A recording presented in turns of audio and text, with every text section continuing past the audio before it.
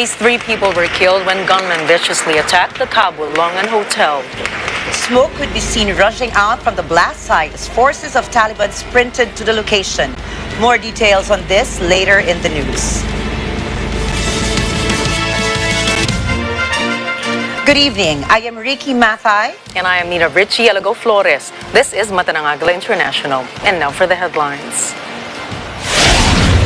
President Ferdinand Marcos Jr. lauds heroism of overseas Filipino workers in Europe.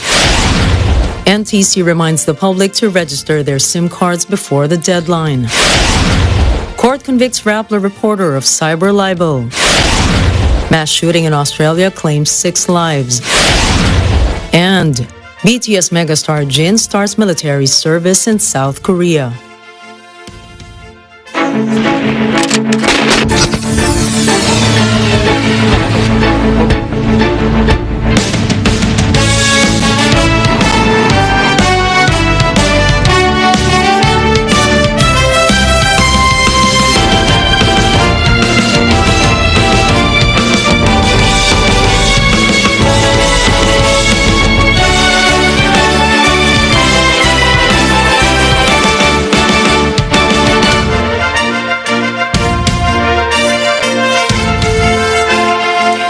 Ferdinand Marcos Jr. has met with the Filipino community in Belgium ahead of his participation at the ASEAN-EU Commemorative Summit on December 14. The president recognizes the contributions of Filipinos abroad in strengthening the country's relations with their host countries. Eran Santos reports. President Ferdinand Marcos Jr. has praised overseas Filipino workers or OFWs in Europe for their dedication, generosity, and kindness, which all contribute to the high regard for Filipinos abroad. During his meeting with the Filipino community in Brussels, Belgium, the president also vowed to bolster the country's economic institutions and create more jobs so Filipinos would not leave their families for greener pastures abroad. The Filipino community organizations here in Europe continue to maintain deep and growing friendships with people of different nations. Filipinos in this part of the world will continue to be highly regarded because of your jolly and high-spirited manner, your hard work, your dedication. The president shared with the Filipino community some details of his visit to Belgium, especially his participation in the ASEAN-EU Commemorative Summit. Marcos said the ASEAN-EU Summit serves as an important opportunity for the Philippines to strengthen its relations with Europe and push for development cooperation with various countries. Aside from the summit, there would be bilateral talks on the sidelines with other heads of state. The president said he would also hold roundtable discussions with possible investors and invite them to do business in the Philippines. Ang ASEAN at ang EU ay dalawa sa pangunahing regional organization sa mundo na ang hangad ay ipatupad ang kalayaan, seguridad, katatagan at paglago ng ekonomiya ng Southeast Asia, ng Europa at ng buong mundo. Ang mga organisasyon na ito ay handa ring tugunan ang mga pandaigdigang hamon dulot ng climate change at ang pagsulong ng panuntunan na batas or rule of law sa mga bansa. President Marcos is also set to have an audience with Belgium's King Philip.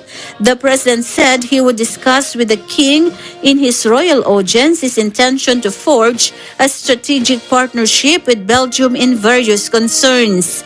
This year, the Philippines and Belgium will commemorate 76 years of a strong and vibrant bilateral relationship. It will also be an opportunity to convey to the king that the Philippines intends to pursue a strategic partnership with Belgium in various fields. And to this end, we look forward to signing a Philippines-Belgium joint plan of action for 2023 to 27 that could further enhance bilateral cooperation, allow our two countries to discuss regional and global issues of mutual concern. 900 Filipinos attended the PhilCom meeting in Brussels with representatives from Luxembourg, Germany, Italy, France, Poland, Switzerland, and the Netherlands. During the meeting, Migrant Workers Secretary Susan Toots Ople also announced the intention of the government to deploy additional labor attachés to protect the rights of Filipino migrant workers. Eden Santos reporting for Matanang Agila International. Trusted, connected, on point. Starting Friday, December 16, the Philippine National Police, or PNP, will be in full alert in preparation for the holiday season. The PNP says they intend to maintain a low crime rate in the last month of the year. Paulo Ramos reports. The Philippine National Police, or PNP, is expected to deploy 85% or 192,000 of its force in the country beginning Friday, December 16. At exactly 12:01 of Friday, the PNP will be on full alert status as part of intensifying the police visibility in crowded areas this holiday season. Ang deployment natin is 85% of the strength ng ating kapulisan. So more or less mga 192 personnel ang due for deployment sa lahat ng mga convergence areas, mga malls.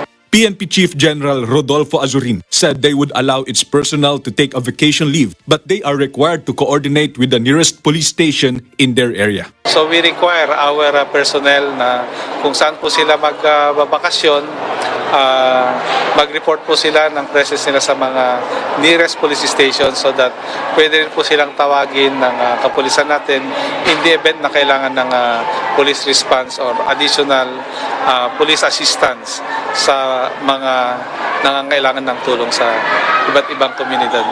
But unlike previous practice during the holiday season, the PNP has no plans of sealing the muzzle of the service firearms of its personnel. However, Azurin warned police personnel who will engage in indiscriminate firing.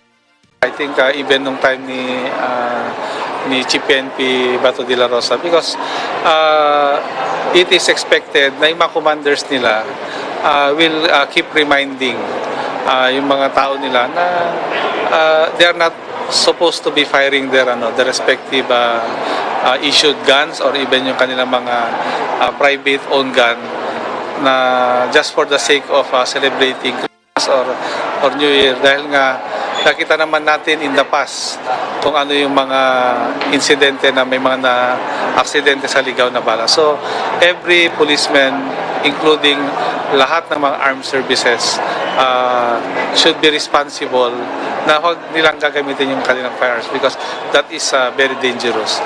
It is tantamount to giving up their police service and police career.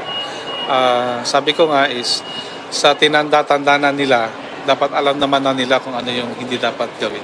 The PNP is asking for the public's cooperation and report to the nearest police station any incidents of indiscriminate firing in their area. Paulo Ramos reporting for Matanang Agila International. Trusted, connected, on point. Transportation Secretary Jaime Bautista has earned the ire of legislators as they deliberated on his appointment. The transportation chief was reprimanded for airport congestions this holiday season. Let's find out if he was successful to get a confirmation of his nomination with Randy Bernardino.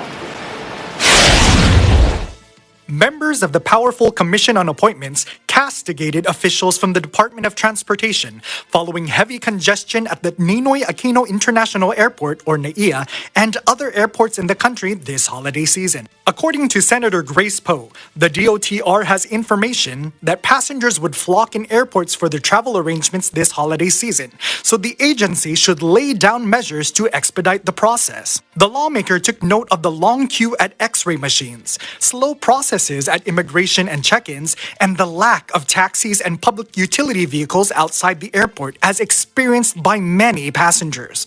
Poe added that the DOTR should pursue digital transactions with all of its concessionaires and assure that there are available cashless payments and operational automated teller machines for all passengers. NAIA is the court of first impression. Tourists may have been enticed by our sunny coastlines, delicious food, and friendly smiles, but upon landing, it is NAIA which first greets them. NAIA is where we should be putting our best foot forward. Simple lang po ang hatol sa NAIA. Tinimbang ngunit kulang pa rin. In his appointment hearing, Transportation Secretary Jaime Bautista was questioned on measures his agency is doing to address congestion and promote convenience at the airport. In response, Bautista vowed they would continue the modernization of airports which was started by the Duterte administration. Currently, Bautista said they have finished 140 airports and there are ongoing rehabilitation efforts, but they do not have enough funding. Bautista vowed that the agency would deploy teams in airports and seaports during the holiday season. Meron po kaming coordination, all the sectors, no? Where we have specific projects to see to it that all the pain points in the 4 sectors of travel are addressed po, especially during this season na napakarami pong travelers. No? So, identify na po namin itong lahat ng pain points na to. No? I have instructed all the USEC and the sectoral heads of agencies to see to it that all the concerns of passengers are taken care of. After a long discussion on his nomination, the CA approved the ad interim appointment of Bautista. Randy Bernardino for Matanang Agila International. Trusted, connected, on point. Following the issuance of the implementing rules and regulations on the SIM Card Registration Act, the National Telecommunications Commission, or NTC, has reminded the public to register their SIM cards before the deadline. This is to avoid SIM deactivations and retain their numbers. Under the IRR, telco subscribers have 180 days to register their SIM card. An extension of registration may not exceed 120 days. However, the Department of Information and Communications Technology could extend the deadline if deemed necessary. NTC consultant Edgardo Cabarrios said NTC and DICT would meet to discuss the possibility of establishing registration facilities in remote areas or those without internet connection. Senator Grace Poe has urged the National Telecommunications Commission, or NTC, to restrict the verification process under the Implementing Rules and Regulations, or IRR, of the new law on mandatory SIM card registration.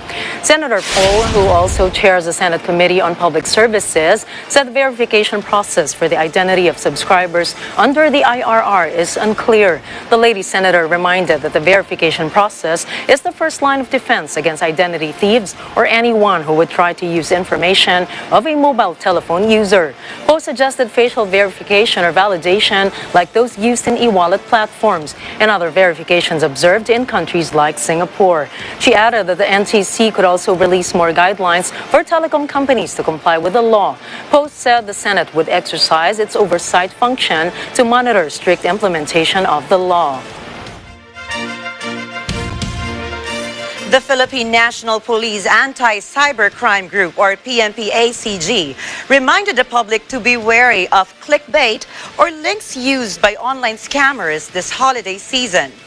PNP-ACG spokesperson Lieutenant Michelle Sabino said the bad elements are working double time since many are expected to receive their monthly bonus and incentives, as well as restrictions following the implementation of the SIM card registration law before the year ends. Sabino said the public should be more careful spending their money, especially with online transactions. Effective December 27, all telco subscribers are required to register their SIM card within 180 days upon effectivity of the law and may be extended, not exceeding 120 days. The Register Anywhere project, or RAP, of the Commission on Elections, or COMELEC, would start on Saturday, December the 17th.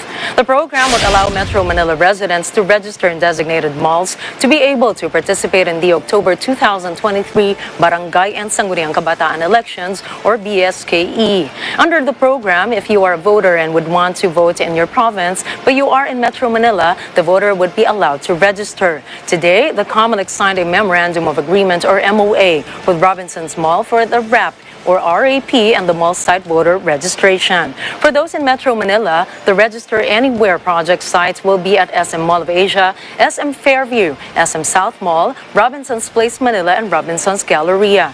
Outside Metro Manila, RAP project will be at Robinson's Mall, Tacloban, SM City, Legazpi, and Albay, and Robinson's Mall in Naga. There will also be RAP sites at the Senate in Pasay City on January 25.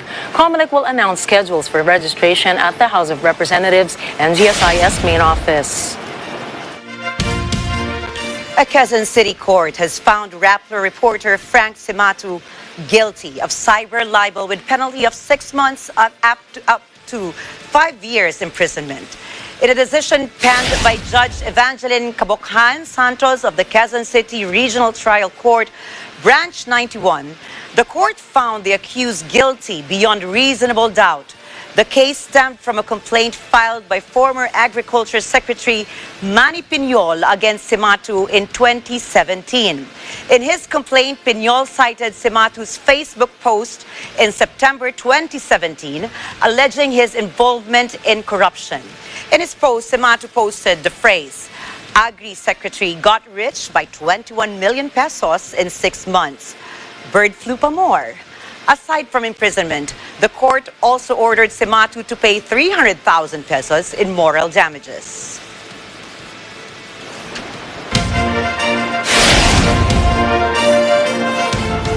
Coming up, China faces soaring COVID cases as hardline policy eases. Elon Musk's attacks on Fauci incredibly dangerous. And 69 low-income countries face intensifying debt crisis. Mata ng Agila International will be back after a short break.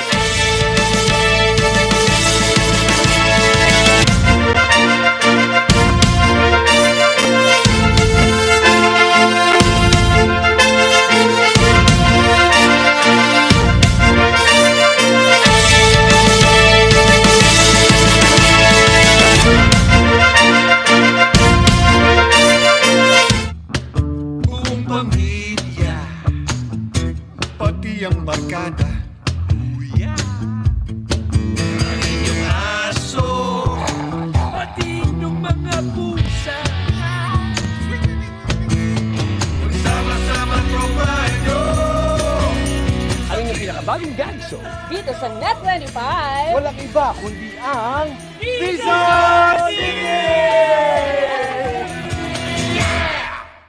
Ang tinderang si Sanem, ipapakasal na raw kay nerdy niyang neighbor na si Zeborche. Ikaw at saka ako, pinapares ng mga magulang natin para Na magpakasal. hindi naman type ni Sanem. may pila pa sa labas ng mga lalaki na nag-aaway para sa kamay mo. Girl, kilos na bago mahuli ang lahat. Pinapamigay na nila ako. Kailangan kong humanap ng trabaho. Ng trabaho? Ito ang option ko. Ayun naman pala, kasalan no more, magtatrabaho na lang si Sanem. Pero, kakayanin kaya niya mag-adjust sa corporate life?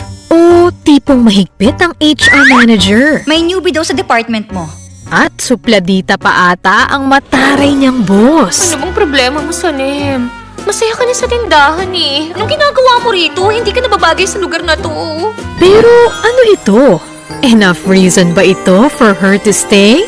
Kiligin gabi-gabi sa Daydreamer. Simula December 12, Monday to Friday, 7:30 p.m. Dito lang sa Net25.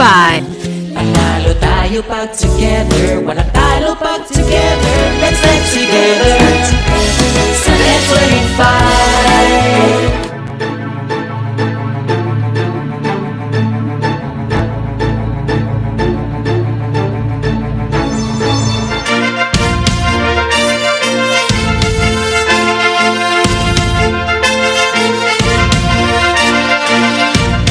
Welcome back to Mata ng Agila International. A shootout in Australia's Queensland state has left 6 people dead, including 2 police officers. It began Monday afternoon when 4 officers investigating a missing persons case stopped at a tree-lined property in the small town of Wimbilia. As soon as they went onto the property, they were ambushed by a hail of gunfire. Police returned fire. 2 officers who were only in their 20s died. 2 others survived and were taken to the hospital with minor injuries. A neighbor was also killed in the gunfight. A dozen other officers rushed to the scene. After an hours-long standoff, 3 suspects, 2 men and a woman, were dead. An investigation is underway. Although mass shootings are rare in Australia, this is the second one in Queensland this year. At least 3 people have died after a gunman attacked a hotel frequented by Chinese business people in Kabul. Besides gunfire, witnesses also heard multiple explosions. A nearby hospital reported 18 people were injured. No group has claimed responsibility for the attack, but one suspect has been arrested.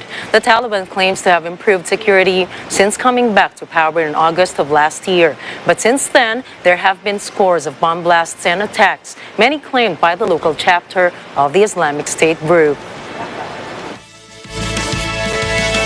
China says it is shocked by the deadly attack on a Kabul hotel popular with Chinese business people, adding that 5 of its nationals were wounded.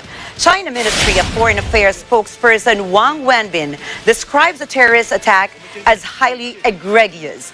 He states that China opposes any and all forms of terrorism. The spokesperson adds that China mourns for the Afghan military police who died in the incident. He also extends sympathies to those who are injured. An afternoon of play in Birmingham, England on Sunday turned to tragedy when 4 boys fell into a frozen lake after the ice gave way. 3 of the boys died. The boys suffered a cardiac arrest and were rushed to a hospital after being pulled from the water. Sadly, doctors could not revive them. They were aged 8, 10, and 11. A 4th youngster, who is 6, remains in critical condition at the hospital. The tragedy comes as the UK was hit by heavy snow and freezing conditions. COVID cases are surging in the Chinese capital, officials said Monday, as the country navigates a rapid turn away from its zero-tolerance coronavirus strategy.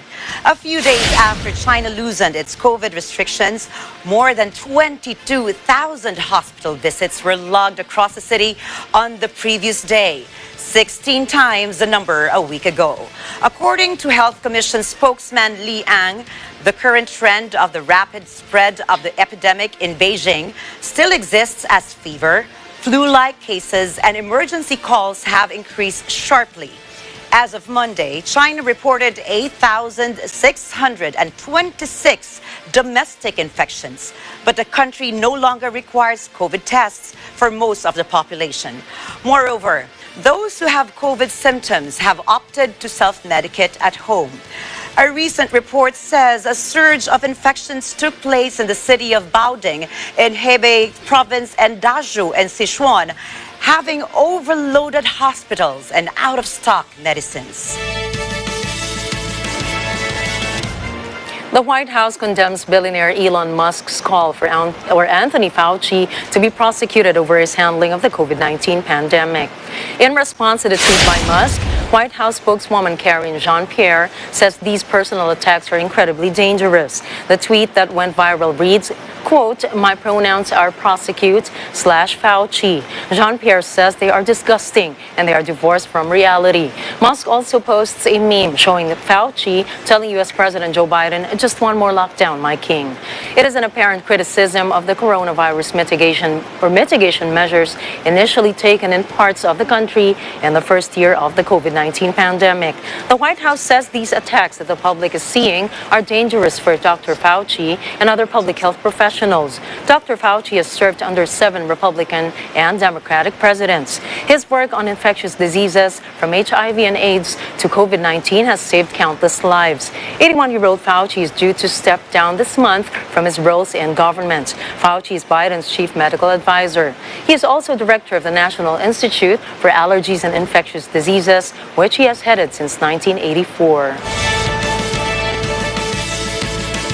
India's defense minister has accused China of trying to unilaterally change the status quo on their disputed Himalayan border. Last week, a fresh confrontation ensued between the troops of New Delhi and Beijing. Both sides sustained injuries. 9 दिसंबर 2022 को PLA troops ने Tawang sector के यांगसे area में line of actual control पर अतिक्रमण कर status को एक तरफा बदलने का प्रयास किया। चाइना के इस प्रयास का हमारी सेना ने दृढ़ता के साथ सामना किया है, अध्यक्ष महोदय। India Defense Minister Rajnath Singh says New Delhi troops remain committed to protecting their territorial integrity. He confirms that the issue has also been taken up with China through diplomatic channels.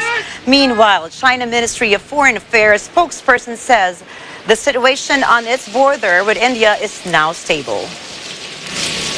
据我们了解，目前中印边境局势总体平稳，双方一直通过外交和军事渠道就涉边问题保持畅通的沟通，希望印方同中方相向而行，认真落实两国领导人达成的重要共识，严格遵守双方签署的有关协议协定精神，共同维护中印边境地区的和平安宁。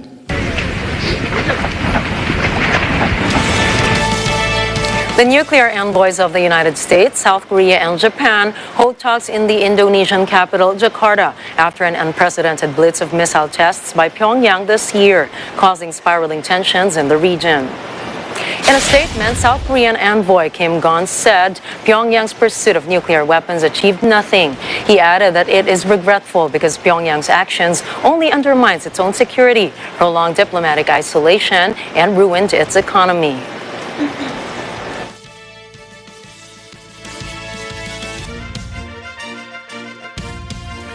Pyongyang's pursuit of nuclear weapons achieved nothing. It has only undermined its own security, prolonged diplomatic isolation, and ruined its economy. It is truly regretful. Today we will discuss how we can make Pyongyang cease its provocations and come back to the denuclearization talks. China has the capability to influence North Korea. We hope China will continue to play a constructive role in this regard. Encouraging China to make its best efforts will be another important topic on the table. In this regard, we will be more vigilant against North Korea's cyber threats given its intensified malicious activities in cyberspace.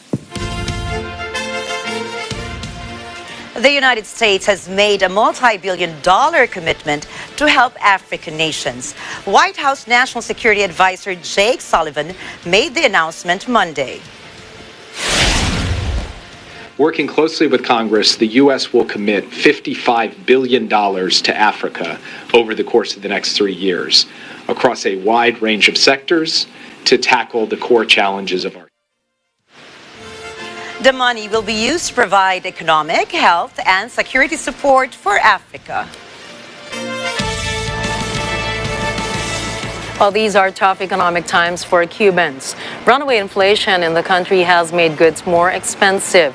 Cuba's economy minister says in the past 12 months, prices have increased by almost 40%. For the average person, there are higher prices and shortages of food, medicine, and other products. People also have to cope with daily blackouts. Getting around is more difficult because of a shortage of fuel and parts to keep public transportation running. The country also predicts economic growth will be sluggish next year. The economy is expected to grow by 3% in 2023, down significantly from the pre-pandemic level of 8%. The Cuban Coast Guard cut short a trip for about a dozen people trying to make their way to the United States. The migrants were on a homemade boat decked out with an American flag painted on its hull. Shortly after casting off Monday near Havana, the boat's motor failed. A short time later, a Coast Guard ship towed them back to shore. It's not uncommon for people to leave Cuba in makeshift vessels to try to reach the Florida coast. The journey is dangerous and many people die en route. Cuba is in its worst economic crisis in decades, prompting many people to leave. For the first time in their union's 106-year history, nurses in the UK are set to go on strike. The nurses say the strike is a last resort. About 100,000 nurses plan a one-day walkout on Thursday to back demands for more money. Chemotherapy, dialysis, intensive care, pediatric and neonatal units will not be affected, but all other services will be reduced to holiday staffing levels. Accident and emergency nurse Mark Boothroyd says workloads are horrendous and nurses are burned out. He says they can no longer provide safe self-care to patients. The nurses want a pay raise significantly above the inflation rate of 11%, but the government says it can't afford that. A second one-day work stoppage is planned for December the 20th. The annual data warns that the world's poorest countries could face 3 years of soaring debt service costs, draining vital resources from spending on health, education, and social assistance. The World Bank says this inevitable financial situation will leave 69 low-income countries with unsustainable debts. Over the last few years, these countries have been accruing debts, the World Bank says, due to a large number of bond maturities and high interest rates. One of the examples cited in its international debt statistics was Tanzania. The IDs points out that Tanzania's debt stock to official creditors in 2016 was $9.8 billion. But the new debt report says that number should be $11.8 billion, an upward revision of $2 billion, or more than 16% of the initial report. The revisions are in part driven by the addition of new debt instruments and expanding coverage of borrower entities, such as borrowing by state-owned enterprises and central bank liabilities deposits.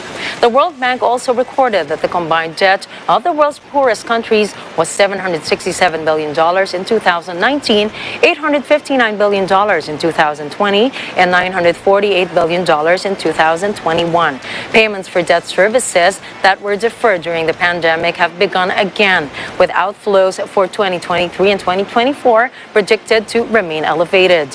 World Bank President David Malpass believes that the increased liquidity pressures in poor countries go hand in hand with solvency challenges. He says this fiscal situation causes a debt overhang that is unsustainable for dozens of countries. Analysts have observed that a surge in inflation has forced central banks to raise interest rates sharply this year. This in turn increased global borrowing costs in the process. The dollar has also soared in value off the back of several large rate rises by the U.S. Federal Reserve. The World Bank remains adamant that in 2022, the public debt service cost is expected to increase by 35%. It says that nearly 60% of the poorest economies are at risk of debt distress, if not already experiencing it.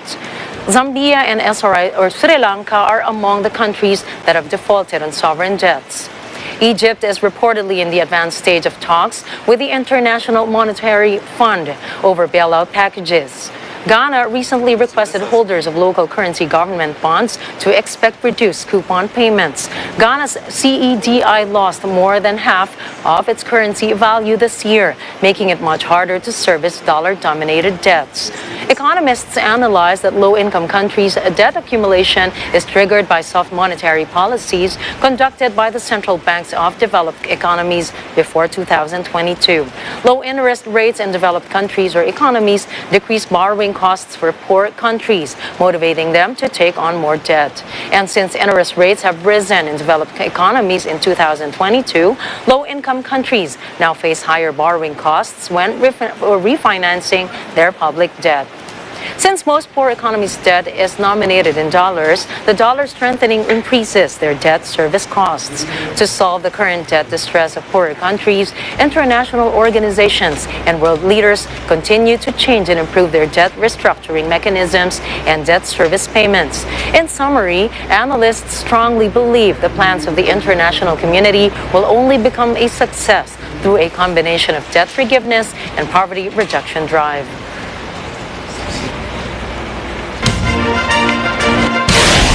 Up next, Turkey discovers new oil field. Hawaii calls in National Guard to assist with volcano response. And Thailand welcomes 10 millionth visitor in 2022. Matanang Agila will be right back. Please stay tuned.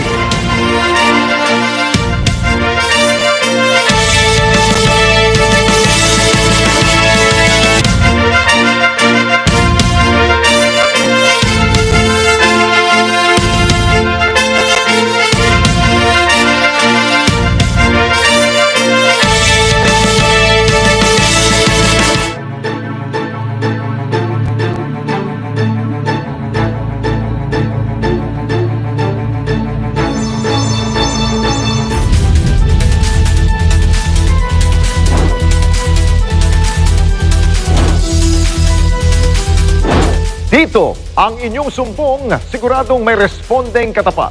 Hindi nagdadalawang isip na tumulong sino man ang nangangailangan. Kababayan natin sa Singapore na may sakit na pancreatic cancer, binisita ng responde. At sa akin pong pagdating doon, dumagsang tulong hindi lamang mula sa ating po mga kapwa Pilipino, pero maging mga taga-ibang bansa. Pagod na po kami mag-asawa. Kasi hindi namin, walang nakakaalam po. Kami lang pong mag-asawa. Wala pong acceptance. Sobrang, nung sinabi sa amin noon, talagang nag-collapse po talaga yung world namin. Kasi talagang ang daming tanong na.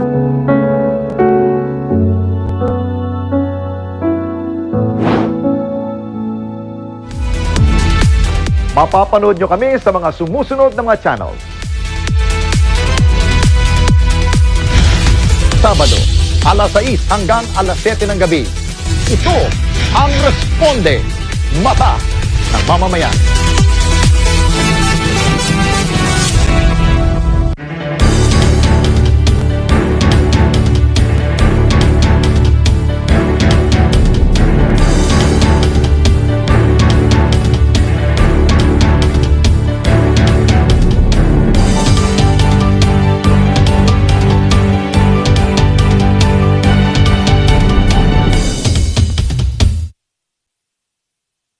This portion.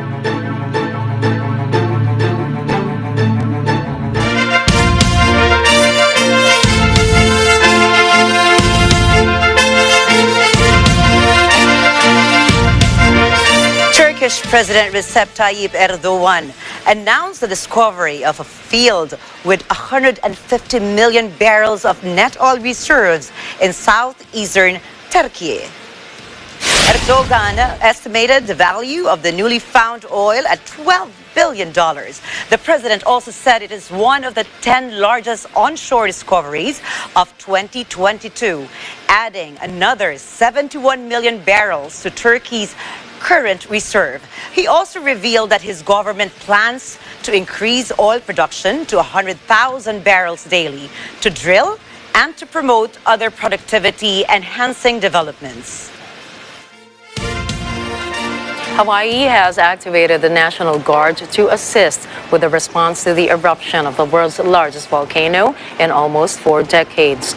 20 Guard members have been deployed to assist with traffic control and other duties in the Mauna Loa eruption. Lava from the volcano is threatening a key highway. The mountain first blew its top on November the 27th. It continues to spew molten rock down its northern slope. The U.S. Geological Survey says the flow has slowed significantly to about 6 meters per hour. So far, no homes are in danger.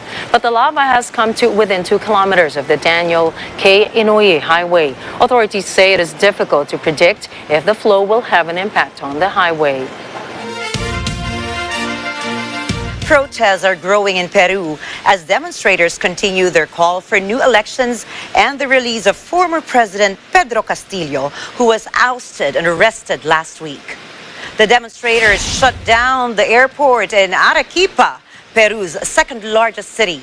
Hundreds of protesters used burning tires, wood, and rocks to block an airport runway. They also smashed runway lighting. Police used tear gas as they confronted the demonstrators. Elsewhere in the country, roadblocks were set up in several major cities. Castillo was arrested after trying to dissolve parliament and rule by decree.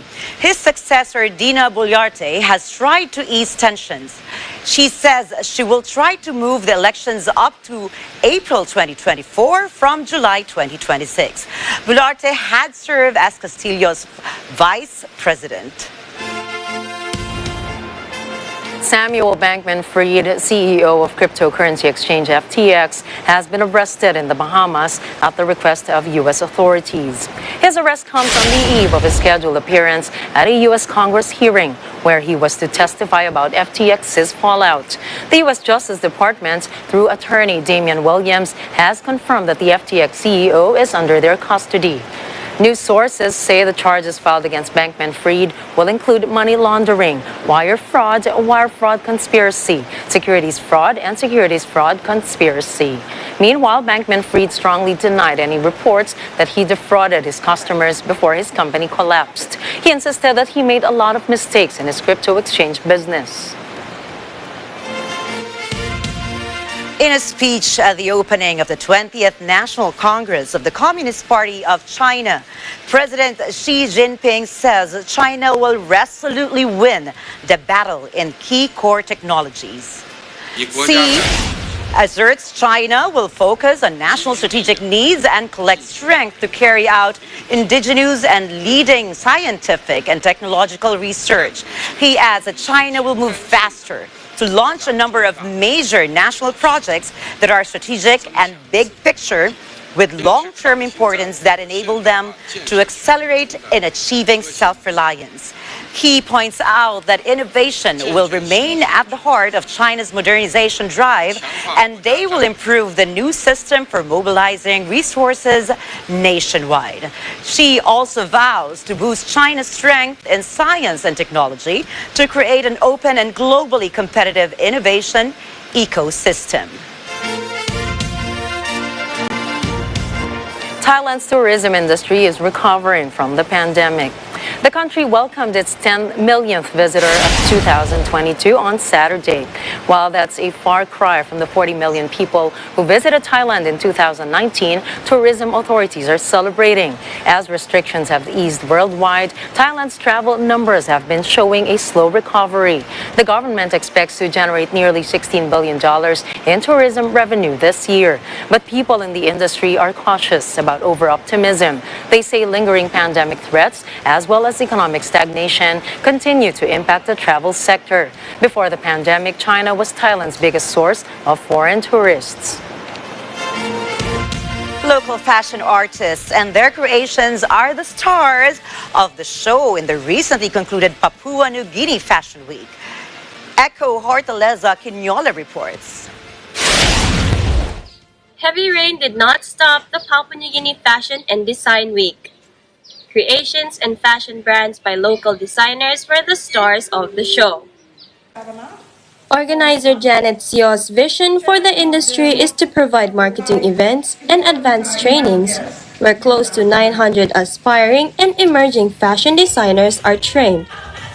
Sio says she aims for small-medium enterprises' growth and sustainability. The development of Papua New Guinea designs, you can see it right throughout now. They're wearing their own designs now. Prior to that, we used to wear Fijians or Samoan designs. But thankful for the program that we've rolled out and awareness, bringing it to Papua New Guineans that they can actually start businesses in this particular sector. The support tonight through the major sponsors of National Gaming Control Board and the Tourism Promotion Authority in a big way to bring it out tonight.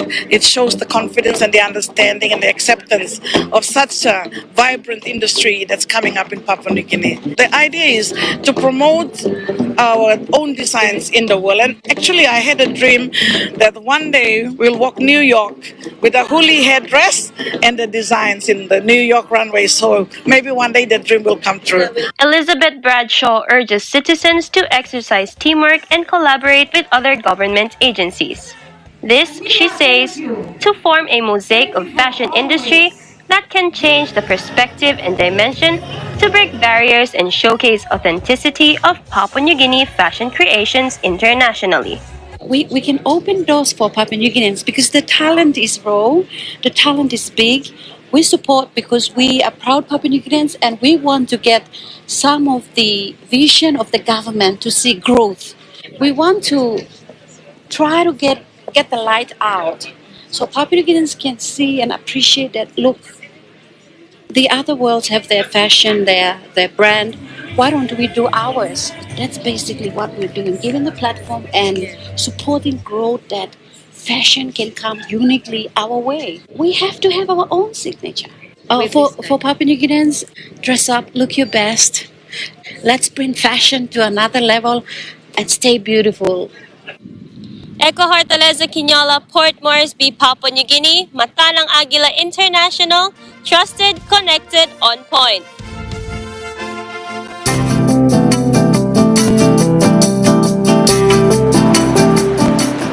A curious hotel in Costa Rica receives flying guests, bees of solitary and migratory species that arrive in search of a place to reproduce and pollinate flowers in passing.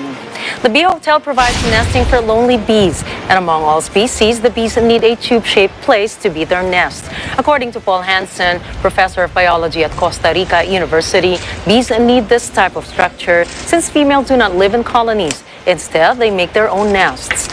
Felix Esquivel, architect and councilor of San Ramon City Hall, urged other places in Costa Rica to do the same or improve the idea of taking care of bees in a bee hotel, allowing them to reproduce and also be an attraction point to the public. Coming right up, something to phone home about. ET model goes up for auction. And when Butler weigh in for bantamweight title bout in Japan. And BTS megastar Jin starts military service in South Korea. More international news when Mata ng Agila International returns.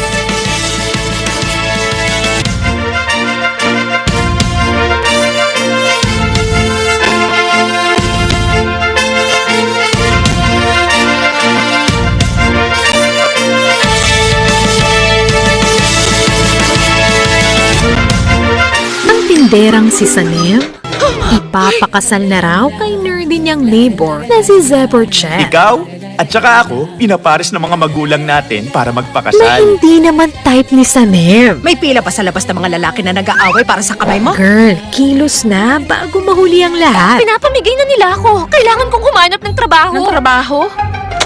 Ito ang option ko. Ayun naman pala, kasalan no more, magtatrabaho na lang si Sanem. Pero, kakayanin kaya niya mag-adjust sa corporate life? O tipong mahigpit ang HR manager? May newbie daw sa department mo. At supladita pa ata ang mataray niyang boss. Ano bang problema mo, Sanem? Masaya ka na sa tindahan eh. Anong ginagawa mo rito? Hindi ka nababagay sa lugar na to. Pero ano ito? Enough reason ba ito for her to stay? Kiligin gabi-gabi sa Daydreamer. Simula December 12, Monday to Friday, 7:30 p.m. Dito lang sa Net25. Panalo tayo pag together, walang talo pag together. Let's get together sa Net25.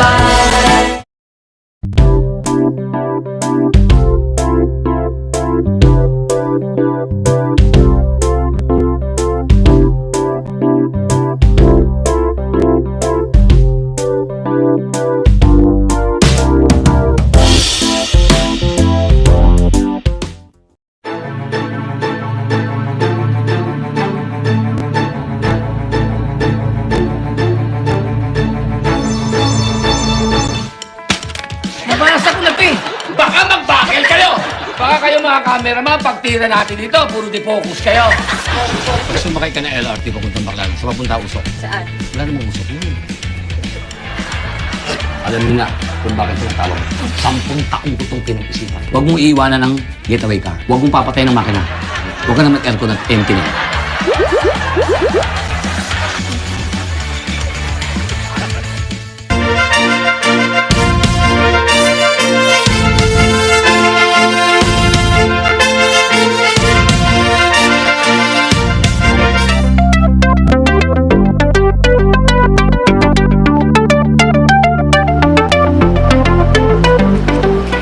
Original animatronic model used to bring big-eyed alien E.T. to life in Steven Spielberg's tearjerker movie is up for auction.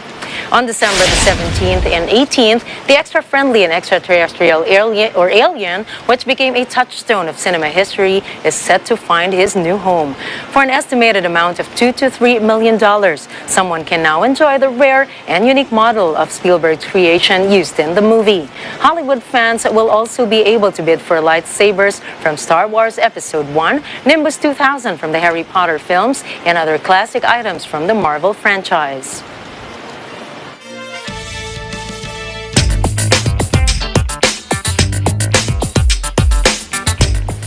Ferrari has named Frenchman Frédéric Vachier and its team principal and general manager. The 50-year-old or 54-year-old Vacher is tasked to end Red Bull's dominance in Formula One. He says he is truly delighted and honored to take over the leadership of Scuderia Ferrari as the team principal. Meanwhile, Ferrari CEO Benedetto Vigna is excited to work with Vacher.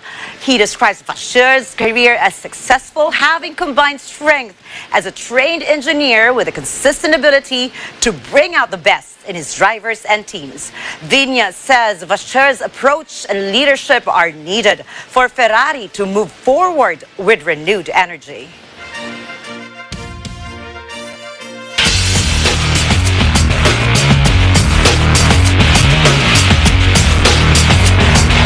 A Philippine Army soldier won a gold medal in the 5th Tech Comeback Ho Chi Minh City International Marathon in Vietnam. Corporal Richard Salanyo was victorious among more than 12,000 participants in the marathon held last December 11. Army spokesperson Colonel Cerces Trinidad said Corporal Salanyo beat his opponents at the men's 21-kilometer category. Around 9,000 runners participated from Vietnam and 3,000 others from 64 countries. Meanwhile, Philippine Army Special Service Center Director Colonel John Oliver Gabon praised Salanyo for his determination to win the gold medal. Japan's Naoya Inoue and England's Paul Butler weigh in for Tuesday's World Bantamweight fight to be held in Tokyo's Ariake Arena. Both boxers are eager to make it to modern boxing history. Inoue aims to become the first undisputed World Bantamweight champion. He wants to add Butler's WBO title to his own list of achievements, having belts in WBC, WBA, and IBF. Meanwhile, the two-time bantamweight titles Butler says he fears no one. He hopes to beat Inoue, one of the sport's best pound-for-pound fighters.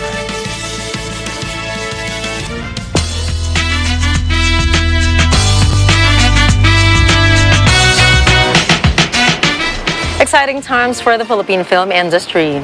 Filipina actress Dolly De Leon received a Golden Globe nomination last night for Best Supporting Actress in a Motion Picture for her breakthrough role as Abigail in Ruben Östlund's satirical movie Triangle of Sadness. This is the first ever Golden Globe nomination for a Filipino actor. The Golden Globe is a precursor to the Oscars, making De Leon a possible Oscar contender. She was nominated alongside heavyweights Jamie Lee Curtis, Carey Mulligan, Angela Bassett, and Kerry Condon. The 53-year-old thespian also recently won Best Supporting Performer at the Los Angeles Film Critics Association, or LAFCA, for the same role. In the Triangle of Sadness, she plays a toilet manager in a luxury cruise.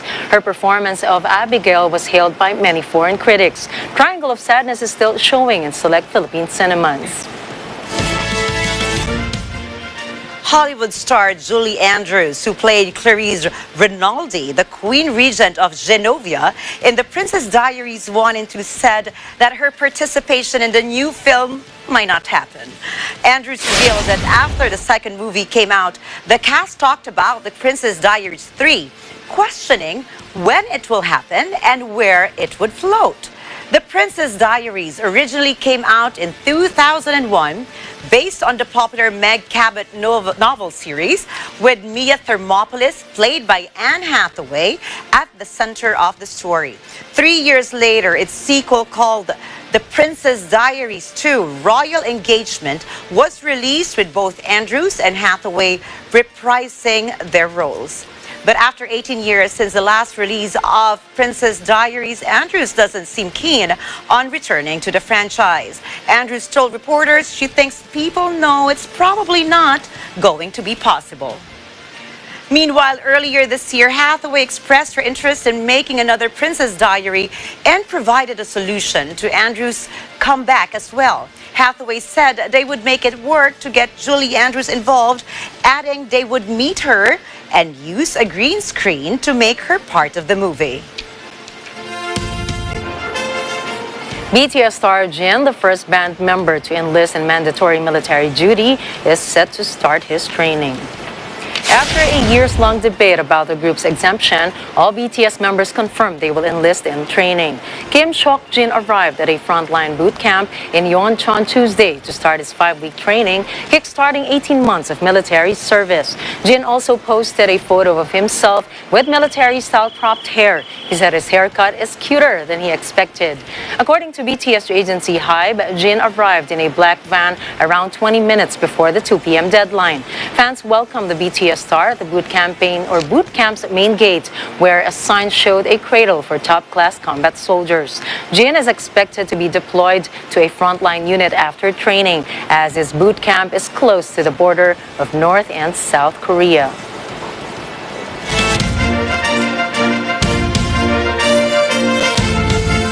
And to help you go through this week, here's a quote from John R. Wooden, an American basketball coach and player.